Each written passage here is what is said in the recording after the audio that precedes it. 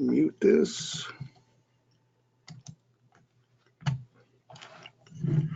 All right, what's up, everybody? Wall Street Jesus here. Tuesday Degenerate Hangout. We left off last week. For those of you who aren't members, right? We get together every Tuesday, discuss what we're seeing in the early on in the week. We were heading into earnings season, and we kind of had a few things over our head that we needed to keep an eye out for, okay?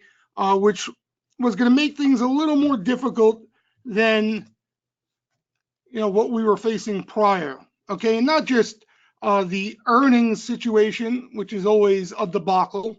Let me pull up a daily here. All right, but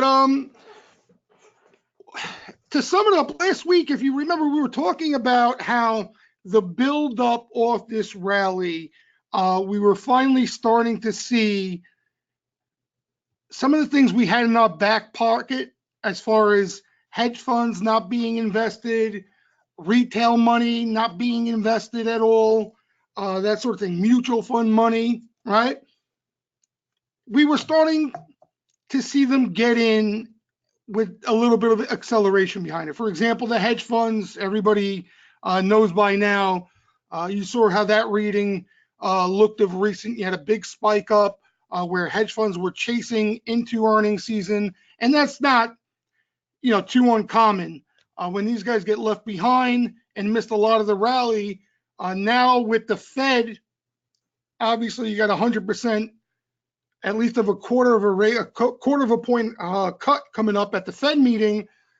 That was probably the initiative. That's what got the hedge funds going to step on the gas pedal and get long aggressively into earnings. And a lot of times they do that into earnings. What they like to do, they like to put on exposure via even the options market. We see it a lot of time. All that huge SPY call buying we've been seeing, probably a lot of that was hedge fund money, okay? We look at the hedge fund money now as the dumb money, where once upon a time they used to be the smart money. That doesn't mean each and every hedge fund out there is considered dumb money. It's like everything else in this game. When everybody is on one side, okay, that's usually not a good side for you to be on, right? Doesn't necessarily mean a top right away. Doesn't mean you're going to top tick the high and short and make $1 million and retire in 2 days. But over the course of time in this game, what you're going to realize is when everybody agrees with your thought process and everybody sees what you see, it's already factored into the market, and usually the other side will play out off some catalyst, some trigger, okay? And the tough part is what sets it off, right? That's ultimately what, if you could have anything in this game, that would be something you would want to nail down, because that would nail down the timing of things. But again, from my experience, as long as we are aware of where the public money is as a whole, it can keep you in a lot better shape as far as risk management than not knowing, okay? Even if it doesn't necessarily nail the highs.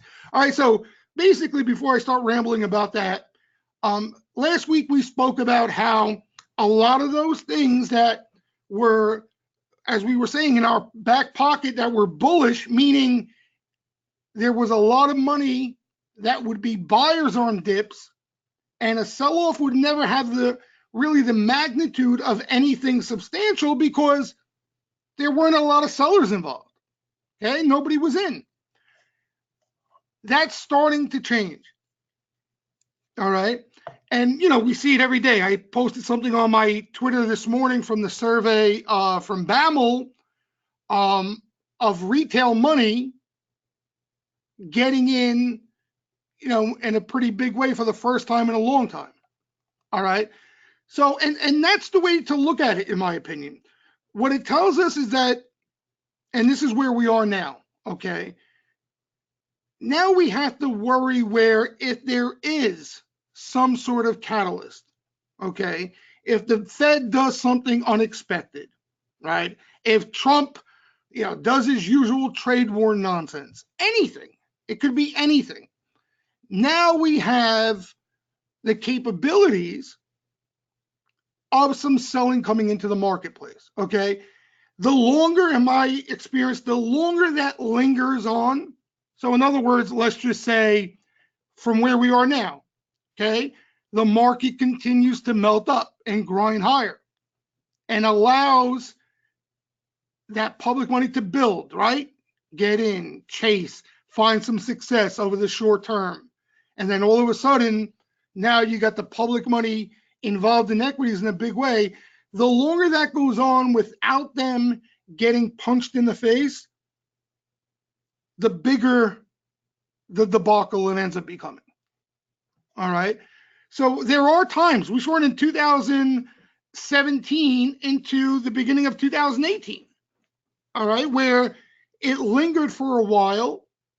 And then eventually, what happened, right? We had that volatility attack, and the markets, felt like they were crumbling in a day. All right. And it doesn't mean the end of the world. It's just you would like to be aware of something having the potential or higher odds of something like that happening, right? So you can pay more attention to your risk than not having a clue that something like that may be in the vicinity. All right. So again, going back to last week, the playbook that we were going over, the playbook for the type of climate we were in was to be tactical, right? Try not to get too greedy, because even if the market does continue higher, it doesn't necessarily mean you're going to find the same success in individual names that you were finding. All right. Nothing, and you guys could probably agree with this. Nothing is better. Okay. Nothing is better than when you have everything at your back, the wind at your back, meaning you're on the right side of sentiment, everyone's bearish, right? Sweepers just flipped, right, from neutral or bearish to bullish, okay? That's where the easy money's made. I hate to use the word easy in this game ever, but you guys know what I'm talking about, all right? That's where the breadth underneath the hood is at its strongest in individual names. All right, I remember several rallies we would joke around and say you could throw a dart at any decent looking sweeper in that type of environment, and the likelihood is you were going to make money. Okay. And now we're kind of on the opposite side of the spectrum. Okay. We don't have alarms going off by no means of exuberance, right? We spoke about that. I could see the market very easily grinding higher, but it's going to become more difficult if it does. All right. And you see it, look at the last 2 days. Okay. Yesterday, if I'm not mistaken, yesterday was an up day and today was an up day. If you look at the action in individual names, at like 3 o'clock, I just looked at my trading view screen where I have a bunch of names on there. There were just as many red names as green names on that watch list. Because it's that constant rotation. I don't know how they do it, but they find a way, to get behind the right names, to hold up some of the rest, to get the markets pushing higher, to reel in the riffraff. But it's just not healthy. And it's not easy by no means. Okay. Like, for example, if you bought some of the stronger names yesterday, right, hoping the market would rally today and you'd be able to make some money, you got screwed, right? The software names, all that stuff that was strong yesterday looked good and has been strong. They were red today. All right. So that's what I mean about getting, things becoming more difficult. That even though the market may be up, it's still not the same as if you have everything, all the signals at your back, everything you want to see at your back as the sweet spot, we like to call it. So that's where I think we are now anyway. Okay. So last week we wanted to be tactical. We wanted to focus on individual names that didn't necessarily, that had action that weren't involved in earnings, right? We had names like a couple of China plays that caught action. AMD caught some action that had nothing to do with earnings and weeklies. SeaWorld, we had a decent amount of names over the past week or so where we can find a place to be quick, make some money, and not necessarily, have any market risk. So if the market did do nothing, we could still find some outperformance in individual names. Okay. So that was the playbook last week and the week prior. Now, I think even that we're going to find trouble with. Okay. Because now basically we're literally in the heart of earnings season. And the past 2 days, for those of you members, I didn't post a top bet list yesterday. Today, I'm not going to have a top bet list. Why? Everything is earnings related. Everything. All right. So if you bought,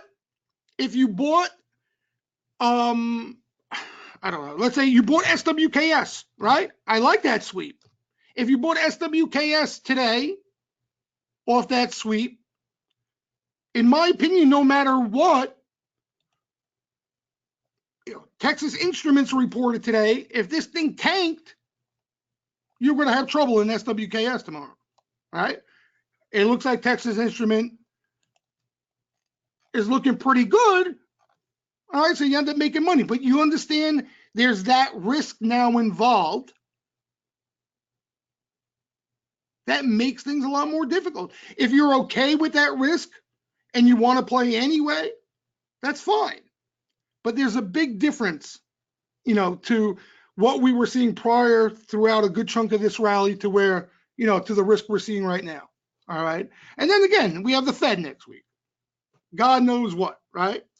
And right now you're seeing, basically what we're seeing is we're seeing all that chase money, right? Plow into the Facebooks, plow into whatever they can get in there, on their hands on ahead of numbers.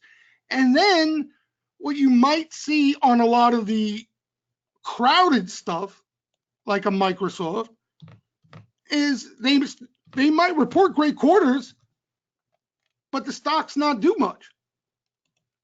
You know what I mean? Because it's already factored in. And that's another thing which I'm kind of a little uncomfortable about. You got some crowded areas out there right now. You got some things where they almost look like locks, right? Microsoft. I couldn't believe my eyes how many people, right? I'm talking about retail money on Twitter in the Steam room, were playing Microsoft earnings like it was a lock. And you can't blame them. Microsoft's been a lock. But when you start seeing that, the word crowded, they're crowded spots. And to me, that's dangerous when you get to that point. All right. We still got that trade that we were hoping for, that rotation trade we've been talking about for a while. But you see what they're doing to us? Like even like Texas Instruments would have been a name possibly on a dip, for an entry there, and boom, rocket off a number, right? We'll see how, we still got a lot of earnings to go yet, so I'm not getting discouraged, but we'll see how a Caterpillar looks. I mean, look at Deere, what they've done to this. You want to wait post earnings, this thing might be, forget it, stretched by the time they report. All right, but we still got a lot of ball game left in earnings season, and potentially maybe these things, they've experienced some selling on the news. You know what I mean? Maybe they're not as hot as some of these tech names that are reporting, and they could offer up some entry for not only day trades, the day trades will be there, but for some swing trades possibly. All right, so but that's where we are right now. All right, and I wish, me, market up, nice day, right? I'm bull by heart. I would love to be bullish, but when there are more and more bulls out there, that's when I start to get a little skittish. All right. And that's a perfect segue to where we are as far as sentiment's concerned, because it's fascinating, in my opinion. And you've heard me say that a lot in regards to sentiment, but I am fascinated from what we're seeing out of the sentiment camp. Okay.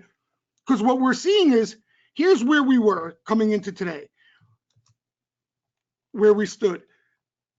We had this little choppy breather, which has been just perfect. Okay. Because what you had was, you had, a strong rally that even technically was overbought. So you don't need to be a sentiment aficionado to know that things might be a little stretched here, right? Going into earnings season and all that stuff. So what you had, even though the positioning was showing more bulls over the intermediate term, all right, more position players getting involved in equities again, what you had is, you had traders, right, who are looking to be more tactical, shorter term, see an obvious overbought and wanted to either put on a decent amount of protection or short for a trade up here. Okay. And that's what this market does, which makes shorting so difficult. Because even though this was possibly a solid spot to short, look what you have to sit through. We talk about this every day in awe of people who hold position short. Okay, you may ultimately be right.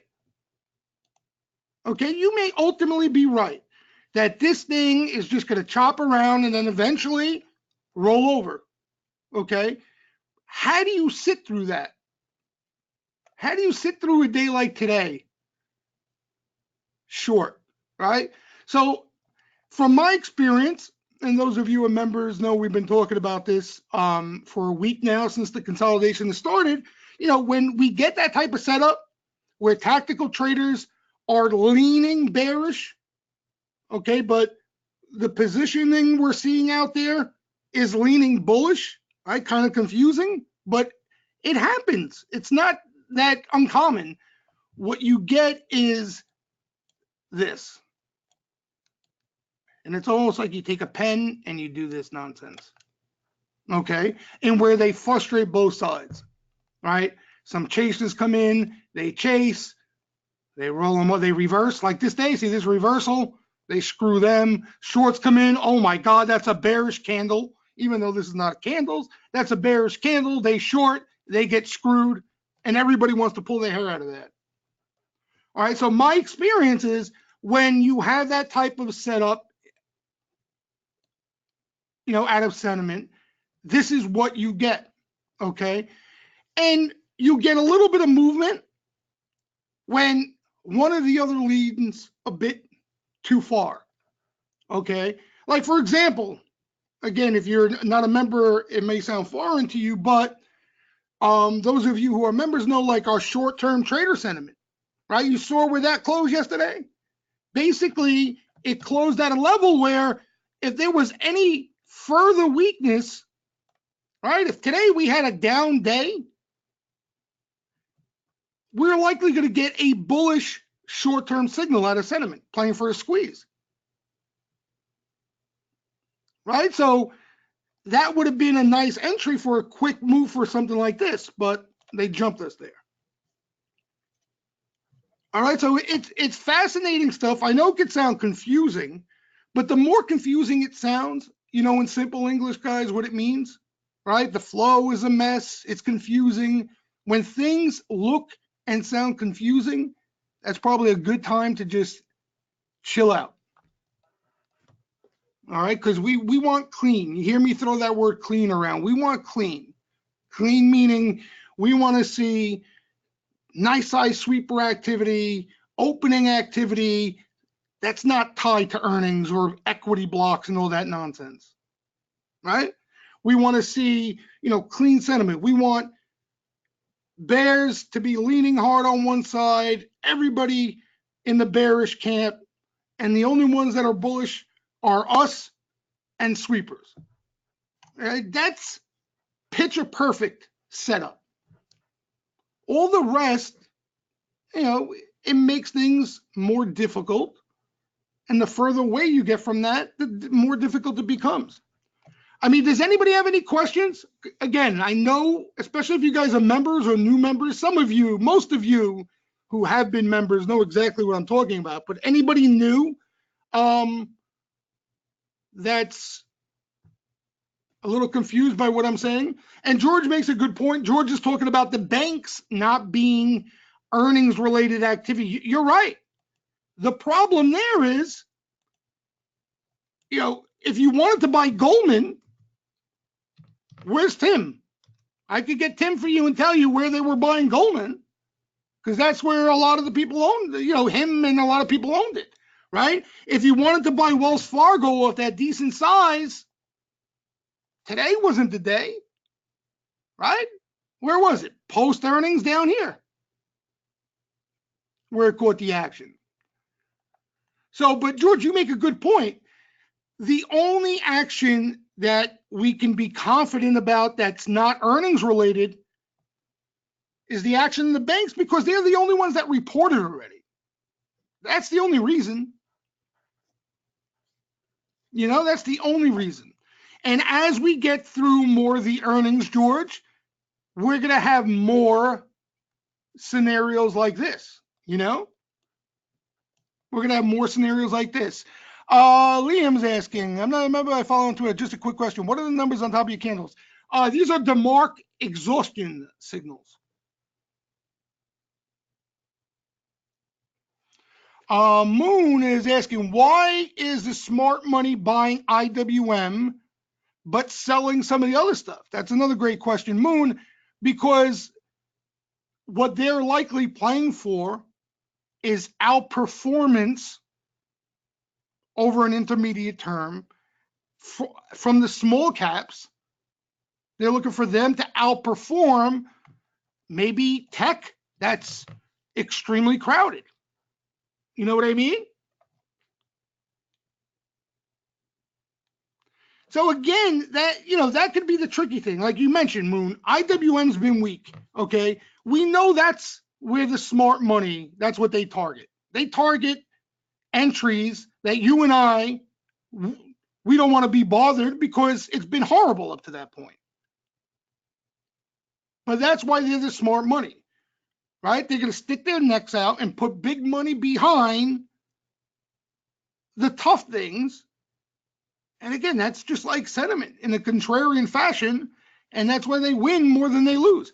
Like you remember, I'm sure you remember Moon, right? When they started buying the industrials. Remember?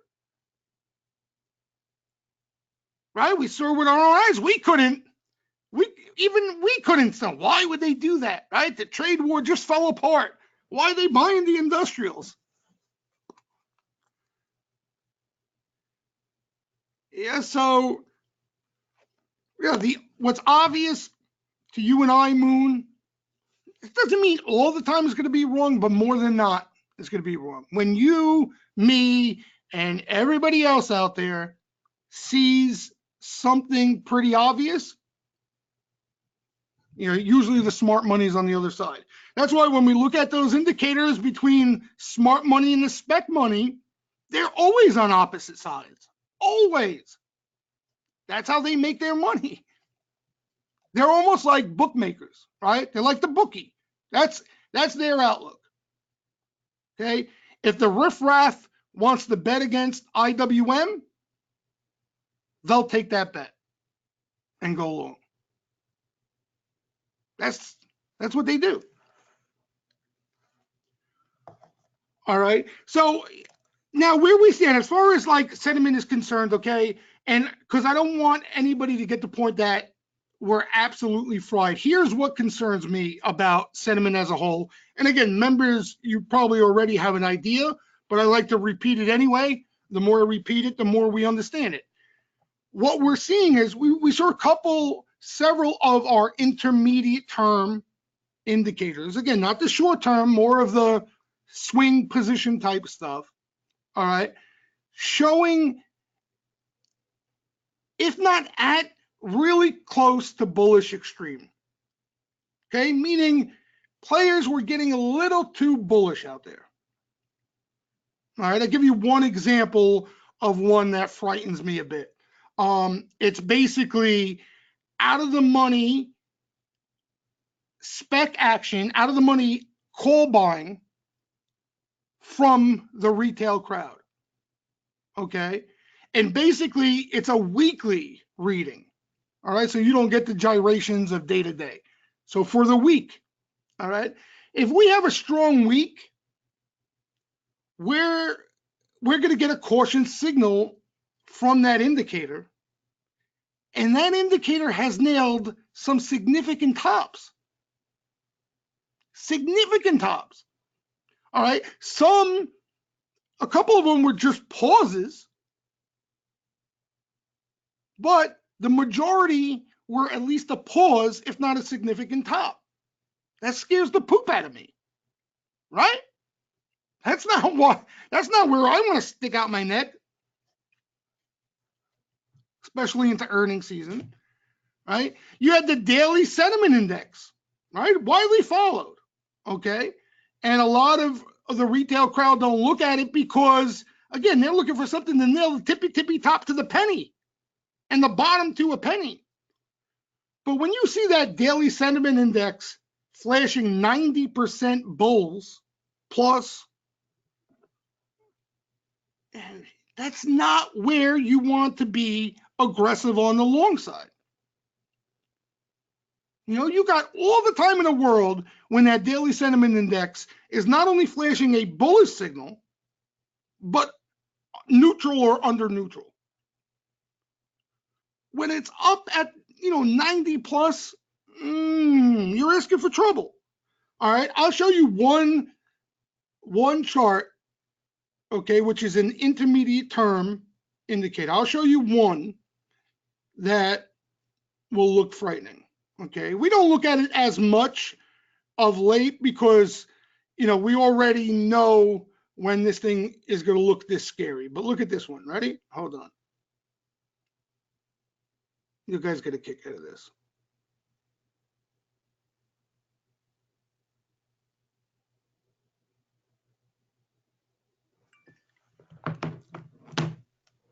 What some news break? I got my phone beeping all over the place.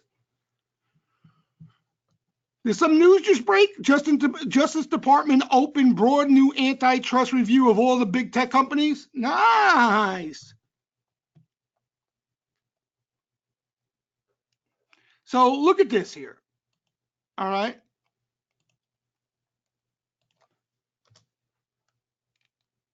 Okay, this is the daily sentiment index. This is the NASDAQ. All right. But it's a different version of it. Less moving around like the normal NDSI. And, you got an all-time high reading. That was literally into the highs recently. It's come in a tiny bit since this little pause. Now, look at some of these. This is the NASDAQ. You got a lot of crowded shit in that NASDAQ. Excuse my French. Every time, right, and they get bigger and bigger. But even if you're early here, you're better off, right? You don't want to start new positions here and be aggressive. You're going to get your rear end handed to you, right? You don't want to start building positions here. Even if it goes a little bit higher and you're early, you avoid getting trampled. And now we're up here. This thing almost went off the chart. So now the riffraff will look at this, right? And they'll say, it's up here. Oh, but the NASDAQ went up big yesterday. So this is useless. That's the way the riffraff looks at it. You want these signals to come early, right? If they come at the last minute while you're taking a piss, what good is it? What good is it? So the moral of the story, guys, as everyone is talking about S&P 3000 and all that stuff, and the Fed looks like a lock to cut rates and all that jazz, okay? Especially being earnings season, my opinion is to take it easy. That's my opinion. All right. I know some of you want to catch a short. I already went over how difficult it is. You can talk to anybody who shorts and they'll reiterate how difficult it is. Okay. You're almost better off waiting till the momentum turns, right? And then we see the put sweepers dominate all over the board and catching some short-term moves on the put side, even if they're intraday, than trying to sit through this nonsense. All right, but the most important takeaway, that's my 1,000 cuts, you're right, McBob. The most important takeaway is just right now with earnings being earnings season and a lot more risk out there with the Fed and everything else, it's the prudent thing to do is nice and easy. Okay, you want to fool around, day trade, you want to hold a little position overnight for a little extra oomph, but I don't care, what the price action, how it looks like, things look good technically, all that stuff. From my experience, when you're seeing things like this start to manifest, okay, you don't want to get caught holding a bag full of stuff, right? You got one item in the bag, you're okay. All right, and listen, if things don't unravel, that's even better. Okay, if this market just wants to come in, like I give an example, all right, one of the most bullish signals, at one time in the past when the hedge funds went all in, okay, the hedge funds were spitting up their longs. The market started to get weak. The hedge funds started to spit up all their longs, meaning get out of things because they were caught upside. But the market as a whole held up fairly well. You know what I mean? It held up like it did something like this, a healthy pause. But meanwhile, the hedge funds were getting out like stocks had the plague. Retail was getting all lathered up in protection and selling everything they had. Somebody was buying it. You know what I mean? So if you see that things are starting to show some weakness and the markets are holding up better than you thought they would, that could be an extremely bullish sign. So in other words, the price action, what I'm getting at, the price action it's not going to change my mind. Okay. I need to see some of these cocky bulls get punched in the jaw and run away, whatever it takes. If it takes sideways, it takes sideways, right? If it takes another volatility panic attack, we're overdue for one. Maybe, flash crash type thingy in a day, even better. But that's what you want to see to feel good about things again. For swing positions with some time to add to them on dips, right? To build some decent size. Like that's what you want to start to see before you really stick out your neck. In the meantime, you like something that's been really beat up, you want to start a position, give it time before you add, right? You want to be more nimble, that's even better, be more nimble, right? Weakness, we get the squeezometer, short-term trader sentiment, flashing short-term bullish signals because there's been some weakness, play for a squeeze over the extreme short term. And little by little, before you know it, we're going to be through earnings season. Things are going to set up again, right? Sentiment will be on our side. It always comes back on our side again. And we'll have a better climate to get a little aggressive into. All right. But again, I just want to make the point. It's got nothing to do with the price action. I know a lot of you swear only price pays and all that stuff. That's great, right? Only price pays. Things go up until they're not going up anymore. If you can avoid getting caught, you got some secret sauce, more to you. Me, I need a heads up. All right, we're all cool. Everybody clear on that, right? I try my best to explain it. I know sometimes it can get complicated, especially when you get a divergence between the short term and the intermediate term. But that's it. And just understand, I'm not trying to talk to you guys like your kids, but sometimes I think some of you forget about it. If you're playing anything right now, okay, if you're playing anything this week, you're playing earnings. Okay, just understand you're playing earnings. It's got nothing to do with how the chart looks. It's got nothing to do with some news it caught 2 weeks ago. You're playing earnings, okay? Whether it be that name or a name, a big competitor in the group, the likelihood is the momentum over the short term is going to be generated from earnings. Yeah, Gordon, and that's the thing. Gordon makes a great point. It's good to repeat this stuff. The only way it would sink into me, Gordon, throughout my career is if I continued to look at this stuff and it reminded me. You know what I mean? If I just looked at, let's say, an indicator once and it was hot, if the market was strong for a couple of days after that and I never looked again, the degenerate in me would take over. You know what I mean? So that's why getting in the habit of looking at these things and talking about them every day as they develop, you're more aware and it can keep you disciplined. George is saying, I looked something up on the banks. What'd you find, George? Yeah, the banks, it looks to me like there's rotation into these banks. We've been seeing that. There hasn't been crazy action, like Bank of America catches its flow, had some nice flow again today. Wells Fargo, we spoke about, right? Citigroup, a little flow. Goldman Sachs, nothing huge, but sweeper activity. They're rare in Goldman. So there's been some action there. But, now you want to focus on dips if you like them. Now you want to focus on dips. But they're overdue to see a rotation. They're overdue to see some outperformance, By the way, Moon, that could be why the smart money is buying IWM and selling the other stuff. If the banks outperform, that means IWM is likely to outperform. IWM has been an underperformer because a lot of these banks are in there, the regionals and stuff.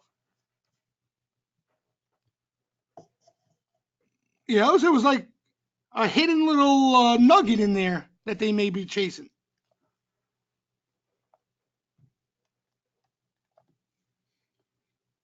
Maybe a hidden little nugget there.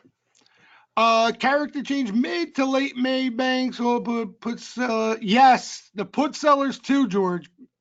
Great point. There was some decent sized put selling. This is Tim. Tim, it says George. That's why I was like, George is vocal today. It's Tim and it says George.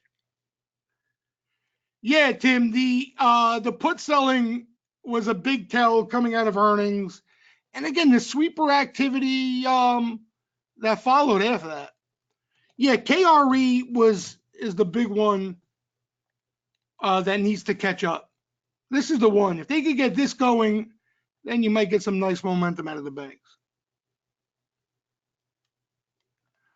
No, KRE, MJ, this is what has been weighing on IWM. You got to know these things, MJ. But yeah, so like Tim is pointing out, you had a Wells Fargo, you had a big put seller into earnings. Goldman had some put selling activity, So we'll see. We'll see, we'll see how they act off the Fed, what the Fed does and all that stuff. And the flow into weakness. The flow into weakness there will tell us a lot. That's another headwind. We got a huge FOMC meeting. I understand a quarter of a point is baked in already, but it's almost factored in already. They could very easily sell the market on that if it's just that. And that's next week. So there's a lot of risk out there, to say the least, a lot of risk. Now, I'm telling you, the most frustrating of it all is that even if you buy something and you're right, the market goes higher, we're getting into that predicament again where, it may not go up. Maybe they cut them all, McBob, and just get it over with. Cut whatever they got left. Fire the bazooka. Even though the job numbers are incredible and but it makes some interesting times. Yeah, listen, I think the quarter of a point right now is 100%. It's at 100%. So it's pretty much a given. If they don't cut a quarter, it could be a major headache, major headache. And, as we keep getting closer, right, earnings have been better than expected. Some economic numbers have been better than expected. It's almost like they're trying to test this Fed here. But things can get really interesting if they don't cut it all. I mean, I think they're doing it because of the inverted yield curve and, everybody's interest rates going to hell around the world. They're almost being forced by the markets to do it. I don't think they want to do it.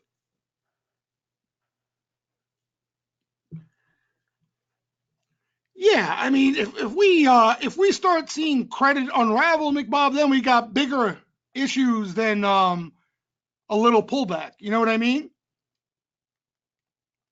We got bigger issues. Once credit starts to act the wrong way, you're going to get some vicious selling, right? To state the obvious. But I'm even, baby steps. I'm talking about, just a healthy cleansing here. It's gonna need to happen soon, I think, for it to be healthy. I think the longer, if this market starts to melt up from here or grind higher from here, that's where I think we're gonna end up with a shitstorm on our hands. Yeah, MJ, that we don't want that. We don't want that. That's why, so today is okay, right? You had a snapback day. Yeah, totally fine. Nothing's changed in my opinion, right? The breath, this is so far so good. You know what I mean? So far so good. What you don't want is all of a sudden this to start to get away from here and melt up. Then, we can enter, in other words, when things finally do start to deteriorate, it's usually either harsh or lengthy, Yes, exactly, McBob. Exactly. Those are the words I was trying to put. You rather get a 3 to 5% pullback that feels a little scary. That's what McBob is saying, rather than, this stretches out and you get that 10% plus pullback that can create problems. But again, if you block out all the noise and you just look at what they've been doing, it's been masterful. It's been masterful. This looks exactly what we thought might happen to screw bears, right? So they don't want bears to eat.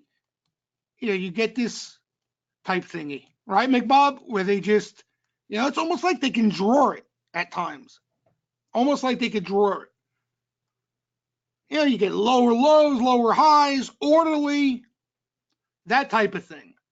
All right, but if they bust it out from here, many people can think that's bullish. In my opinion, that's not going to be bullish with some of the sentiment where it's at.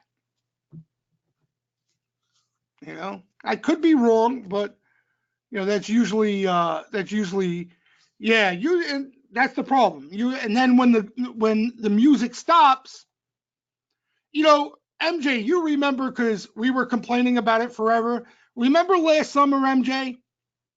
I got deja vu because we were talking about this last summer towards like in August. The breath started to deteriorate, right? The flow was awful. There was nothing really, no momentum anywhere, but the market found a way just to keep going higher, Here, you can see right here. So here's August, right? So right here, I remember it. Like, you had these pulls, and if they lasted a bit longer, like we're saying right now, you see how nice and orderly this is? So if it lasted a bit longer to weed out some of the bulls, you could have had a decent setup, an entry out of here. Instead, they just ran it right back to highs, and then what followed, right? Because what happens is this is not enough to get enough bulls, keep bulls in check. And now you get this ramp that bulls get really excited about. And that's where you get disaster right here. So, and this is what McBob is talking about. Then you get something a lot lengthier at times, a lot scarier at times. And the logic behind it too, guys, it makes sense. It's not the boogeyman that does it. All right. You have a lot more bulls getting caught here now. There's no buyers left. Everybody's in, right? And any little trigger to create selling, this is what you get. That's the logic behind it. If you keep the bulls in check and you keep some non-believers on the sidelines, you always got that bid. You always got that bid. They're going to try chasing. You got people buying the dip. But once you get all of them to pivot and they just finally give in, honestly, that's the thing. Like, I wouldn't even say it's character, Tim, but what you usually see, you see less participation as far as names. The flow looks like crap. MJ will tell you. It's like a variety of things. But what you're going to see a lot of that. Yes, more bets failing without a doubt. Ask MJ about that. Ask MJ. Sweepers were useless. Useless. That's the number one sign. Exactly. So, but the number one thing is you're going to see sentiment, intermediate term sentiment, remain hot. That's what you're going to see. So all those weekly indicators that we look at that are really close to getting into that caution territory, right? They get in there and they sit there as a market grinds higher with less participation. I think Sentiment Trader put out something today that I showed you guys that showed the participation deteriorating a bit. Here. So, these are some of the signs you see, right? Market going higher, participation going the other way. Market going higher, participation going the other way.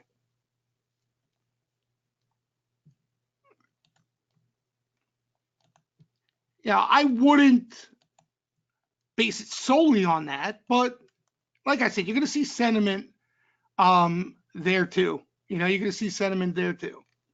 Again, the intermediate term stuff, not the short term stuff, because like the short term stuff, that's what allows us even to trade no matter what the market's doing, right? So look, like you had to put the call, right, starting to move higher over the last couple of days. They washed it all out today, but you had it moving up a couple of days. What they do, they squeeze them, right? Today they squeezed them. So the short-term stuff is going to give us that window for a short-term trade no matter what. I'm talking about the swings where you want to give it some time. Again, I remember MJ saying this last go around. You would get a pop or had the day of the action, the stock would act well, and then from that point on, you'll never see the light again. No follow through. That's when things go south. But anyway, all right, guys. Any last questions? Anybody? Yeah, and we're seeing, right? I know, Tim, you were talking about like EWZ's been seeing some put action, right? Where it's not the healthiest of action. Granted, it's earnings season, but it's not like there's all risk on out there. It's not all risk on out there. Yes, all spec earnings action. That's what, Yes, they work, MJ. They work, especially before earnings really gets rolling, like we were talking about today, that earnings run up. Now the problem, MJ, the earnings run up is done, that play. It's done. The past couple of weeks was the earnings run up play. Now this is just straight up earnings. You know what I mean? So you want to be a little more careful with that stuff now. Yeah, that's what I'm saying. The past couple of weeks, I have no complaints. There was some nice Momo out there, you know? There was some nice Momo. We got lucky. That's what you got to look for. Exactly. That's what you got to look for now. That's the only shot you got. Yeah. Yep. Headline risk during earnings season, that doesn't paint too promising of a picture, McBob, you know? Especially, and here's the thing, McBob, it'd be one thing if everybody was in the bearish side of the field, right? It'd be one thing if the public money was bearish. Now you're going to tell me the public money is starting to get bullish too? I mean, come on. So you're going to tell me there's more headline risk, earnings risk, and the public's getting bullish? That's not a good picture. That's not a good picture. All right, but again, guys, here's the thing, and I'm talking to members now. You guys are members for a reason. If you just got to pay attention. You know, we talk about it constantly. There's webinars for it. I post it every morning, every night. That's my job, to just remind you guys. I'm not telling you guys how to trade, what to trade. You know, that's what you're here for. You know, me to just slap you upside the head and say, here it is again. Here's what we're seeing again. I can't make you pay attention. So you're going to see all the things we need to see. It's about you acknowledging them and taking the proper action. That's all. Thank you, MJ. All right, guys, go enjoy your evening. All right. Good luck on your earnings. For those of you with degenerates, no matter what I say, I know you got a lot of degenerates out there. I'm just busting chops. But be good, everybody. Good luck the rest of the week. We'll see how they lay them out.